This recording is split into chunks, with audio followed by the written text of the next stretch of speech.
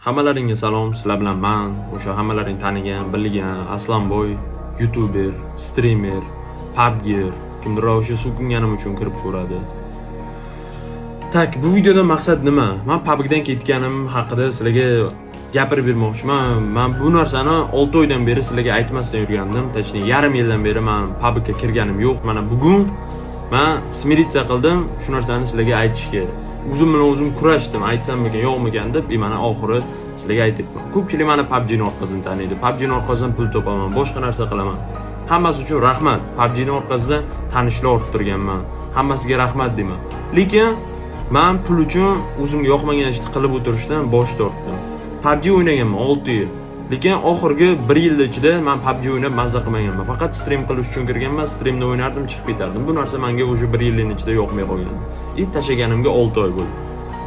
Bu narsani men sizlarga hozir aytibman. Sizlar meni PUBG o'ynaganimni ko'rgansizlar, PUBG yaxshi o'ynaganim uchun kuzatgandirsizlar. Sizlarning hammalaringga rahmat.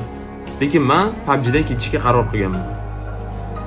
Bundan keyin nima bo'ladi degan savollar keladi hozir bu videoga. Bundan keyin xudo xolasa IRL streamlar qilib yoki CS:GOdan streamlar qilib, hozir CS:GO o'ynayapman. Men shunaqa qilib sizlar uchun oldingidan ham zo'r kontentlar qilishga va'da beraman. Sizlar men bilan bo'lsalaring bo'ldi, qo'llab-quvvatlasalaring, kuzatsalaring. Agar kimdir meni PUBG o'ynaganim uchun, PUBGerligim uchun kuzatgan bo'lsa, zo'r o'ynaganim uchun kuzatgan bo'lsa, bo'ldi, PUBG yo'q, Aslanboy yo'q endi deganlar uchun bemalol men sizlarni ushlab turmayman. Bemalol Instagramni atpiska qilib, YouTube'im, Telegram hamma joyimni atpiska qilib, asta ketaveringlar. Xudo xolasa men bilan qolganlarga bundan ham zo'r kontentlar qilishga va'da beraman. Bundan ham zo'r, bundan ham kuchliroq bo'lishga va'da beraman hammalaringga. Hammalaringga rahmat, videoni oxirigacha ko'rib meni eshitganlaring uchun bundan zo'r bo'lishga va'da beraman. Sizlarni yaxshi ko'raman. Joninglar sog' bo'lsin.